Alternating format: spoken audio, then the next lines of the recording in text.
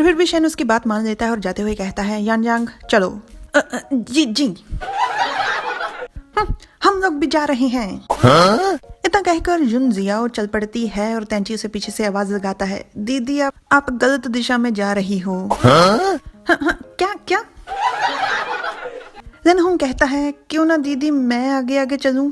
जुन Xiao कहती है ठीक है, वैसे भी मैं तुम सबको परेशान नहीं करना चाहती। वो लोग चल पड़ते हैं और जेनहोंग कहता है यहाँ से कितनी गंदी बदबू आ रही है और जितना हम आगे जा रहे हैं बदबू तेज होती जा रही है। वेनपेंग कहता है क्या कुछ सड़ रहा है?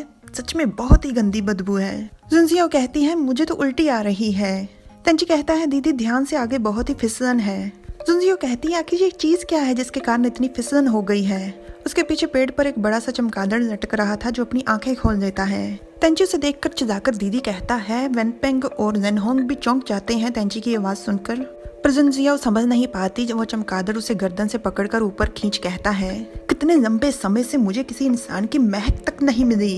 जुन जियाओ का दम घुट रहा था, वो खुद को बचाने की कोशिश कर रही थी। वो तीनों घबराए उसकी तरफ देख समझने की कोशिश कर रहे थे। कितनी अच्छी महक आ रही है, इतना उत्तम स्वादिष्ट खाना खुद मेरे चौखट पर चलकर आएगा, मैंने कभी सोचा ही नहीं था। इससे पहले कि बासी हो जाए सबसे पहले मैं तुम्हारा दिल निकाल कर खाऊंगा।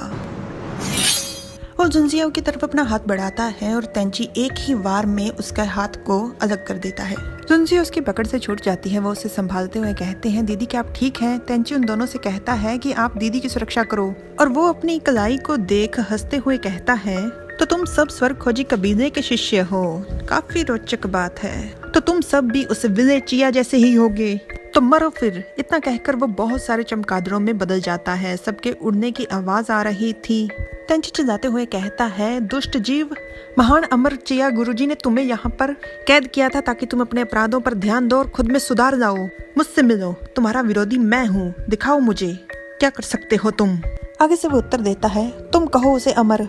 बाद में आने वाले दैत्यों से मुझे पता चला है कि उसके तो दैत्यों के साथ युद्ध में दैत्यों द्वारा टुकड़े टुकड़े कर दिए गए। तुम लोगों को तो उसकी पूरी लाश तक नहीं मिली। तो क्या हुआ अगर तुम लोगों ने मुझे यहाँ पर कैद कर रखा है? तुम्हारी मौत तो फिर भी मुझसे पहले ही होगी, अभी होगी, इसी वक्त होगी, इस पिशाच राज के हाथों। क्या ये पिशाचों का राजा है? बहुत ही बुरा हुआ। मैंने चाचा गुरु से सुना था ये बहुत ही पापी है, ये सिर्फ इंसानों का खून पीता था। ये पुरातन समय का बहुत ही बड़ा दैत्य है, इसने बहुत ही घिनौने अपराध किए हैं। तब महान अमर गुरुजी ने खुद इसे हराकर यहाँ पर कैद किया था। हम इससे मुकाबला नहीं कर सकते। जेनहोंग तुम किस चीज का इंतजार कर रहे हो? जल्दी करो और उस व्यू को फेंको। जेनहोंग मुस्कुराकर कहता है दीदी आप ऐसे मत कहिए। जी तेंची ने तो दैत्यों के राजा सांप दैत्य को हराया है।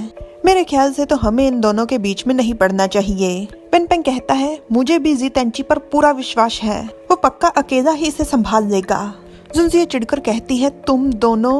उसकी बात को टोकते हुए जेनहोंग कहता है दीदी आप भी तो जी तेंची से नफरत करती हैं। जुन जियाओ कहती है चाहे मैं किसी से कितनी भी ज्यादा क्यों ना नफरत करती हूँ, पर मैं कभी भी अपने किसी भी सहपाठी को इस तरह से अकेला मरने के लिए नहीं छोड़ूंगी। क्या तुम लोगों को सच में लगता है कि तुम दोनों स्वर्ग खोजी कबीले के शिष्य बनने के काबिल हो?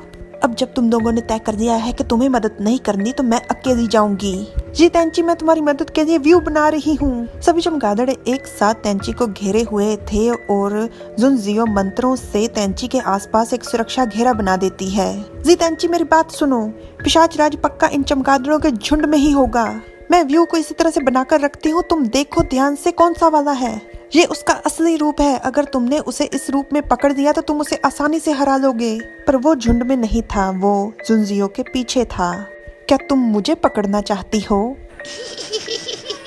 ये बात सुनकर तेंची उसकी तरफ पीछे देखता है और चिल्लाकर कहता है दीदी। Like, share, subscribe, comment. Thanks for watching.